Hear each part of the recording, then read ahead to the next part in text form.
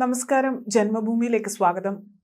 കോൺഗ്രസിനെതിരെ രൂക്ഷ വിമർശനവുമായി ബി.ജെ.പി. ദേശീയ അധ്യക്ഷൻ ജെ.പി. നദ്ദ. വോട്ട് ബാങ്ക് വർദ്ധിപ്പിക്കാൻ കഴിഞ്ഞ 75 വർഷമായി ഭിന്നിപ്പിച്ച് ഭരിക്കുന്ന എന്ന തത്വത്തിലാണ് കോൺഗ്രസ് പ്രവർത്തിക്കുന്നതെന്ന് അദ്ദേഹം പറഞ്ഞു. ബി.ജെ.പിയുടെ വിജയത്തിൽ പൂർണ്ണ ആത്മവിശ്വാസം പ്രകടിപ്പിച്ച അദ്ദേഹം എൻ.ഡി.എക്ക് 400 സീറ്റുകൾ എന്ന സഖ്യം മറികടക്കുമെന്നും അദ്ദേഹം പറഞ്ഞു. വാർത്താ ഏജൻസിയായ ANIയുടെ ചോദ്യങ്ങൾക്ക് മറുപടി നൽകുകയായിരുന്നു അദ്ദേഹം. ബി.ജെ.പി. ഭരണഘടന മാറ്റുമെന്ന് പ്രചരിപ്പിക്കുന്നവർ നെഗറ്റീവ് രാഷ്ട്രീയമാണ് പ്രവർത്തിക്കുന്നത്.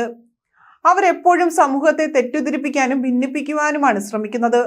അതിലൂടെ വോട്ട് ബാങ്ക് വർദ്ധിപ്പിക്കുകയാണ് അവരുടെ ലക്ഷ്യമെന്നും, എന്നാൽ പ്രധാനമന്ത്രി നരേന്ദ്രമോദി ഇന്ത്യയെ വികസിത ഭാരതം എന്ന ലക്ഷ്യത്തിലേക്ക് നയിക്കുന്ന പോസിറ്റീവ് രാഷ്ട്രീയമാണ് പ്രവർത്തിക്കുന്നതെന്നും അദ്ദേഹം പറഞ്ഞു. പല വിഷയങ്ങളിലും ജനങ്ങളിൽ ആശയക്കുഴപ്പം സൃഷ്ടിക്കാനാണ് കോൺഗ്രസ് ശ്രമിക്കുന്നത്. അവരുടെ പ്രകടന പത്രികയിൽ ന്യൂനപക്ഷങ്ങൾക്ക് പ്രത്യേക പരിഗണന നൽകുമെന്ന് പറയുന്നു.